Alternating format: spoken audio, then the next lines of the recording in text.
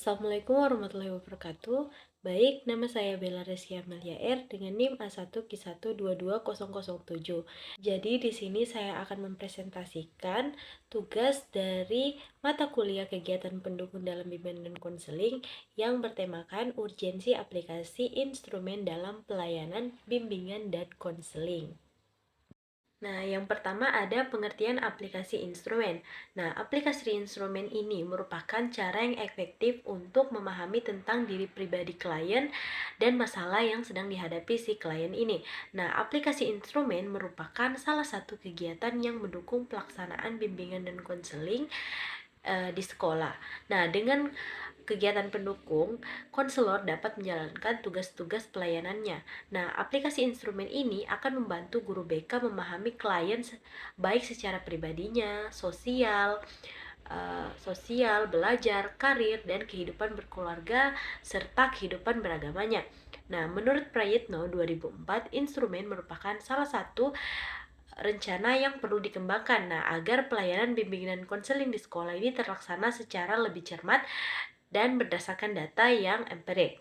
Nah, instrumen yang dipakai itu harus sahih dan terandalkan pemilihan instrumen yang akan dipergunakan berdasarkan tepat guna dan tujuan yang hendak dicapai dalam pelaksanaan bimbingan konseling yang ada di sekolah ini. Baik, selanjutnya kita beralih ke bentuk aplikasi instrumen. Jadi, bentuk aplikasi instrumen terdiri atas dua, yaitu tes dan non-tes.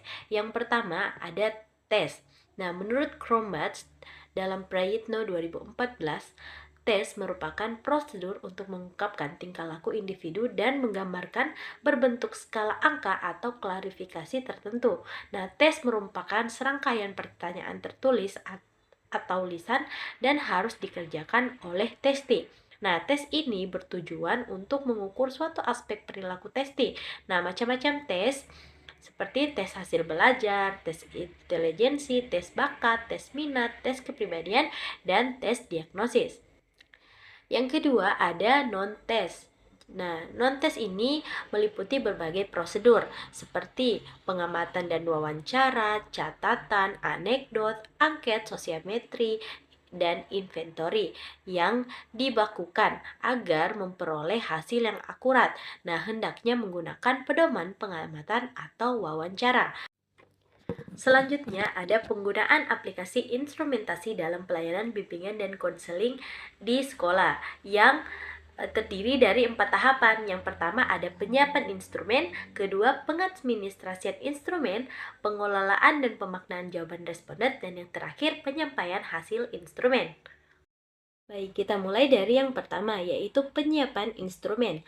Dalam penyiapan instrumen ada beberapa hal yang perlu diperhatikan dan dipersiapkan oleh guru BK, yaitu mempelajari manual instrumen, mengidentifikasi karakteristik siswa, melihat kesesuaian antara instrumen dan siswa, menyiapkan diri untuk mampu mengadministrasikan instrumen, dan menyiapkan aspek teknik dan administrasi.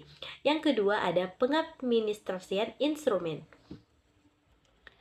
Dalam hal ini, guru BK mengemukakan pokok isi, bentuk, tujuan, dan kegunaan instrumen bagi si siswa, bagaimana bekerja dengan instrumen tertentu, termasuk alokasi waktu yang disediakan, bagaimana mengolah jawaban responden, bagaimana hasil pengolahan itu disampaikan kepada siswa, dan bagaimana hasil tersebut digunakan, dan apa yang perlu atau diharapkan dilakukan oleh si responden.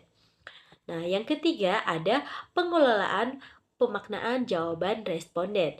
Nah, pengelolaan jawaban responden dapat dilakukan secara manual dan dapat menggunakan peralatan elektronik seperti program komputer.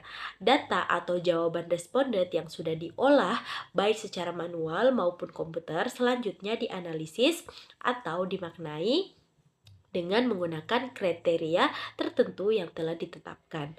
Nah, selanjutnya siap digunakan dalam rangka pelayanan bimbingan dan konseling.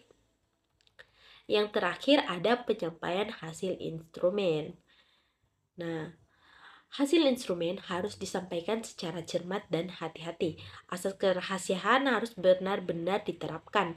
Hasil aplikasi instrumentasi tidak boleh diumumkan secara terbuka dan tidak boleh dijadikan konsumsi atau pembicaraan umum, apalagi kalau di dalamnya terdapat nama siswa. Nah, hasil instrumentasi boleh dikonsumsi umum dan didiskusikan secara terbuka. Misalnya disajikan atau didiskusikan di dalam kelas, tetapi tidak satu nama pun disebutkan dan tidak satu data pun dikaitkan dengan pribadi tertentu. Nah, hasil instrumen tertentu dapat dijadikan sebagai pertimbangan untuk memanggil individu dalam rangka pelayanan bimbingan dan konseling sesuai dengan hakikat dan prinsip bimbingan dan konseling. Nah, yang dipanggil juga bukan hanya para siswa yang diidentifikasi bermasalah seperti skor rendah, mereka yang memiliki skor tinggi juga perlu mendapatkan pelayanan. Nah, guru BK bertanggung jawab untuk menjelaskan pengisian instrumen, sedangkan peserta didik berhak untuk mendapatkan pemahaman yang jelas.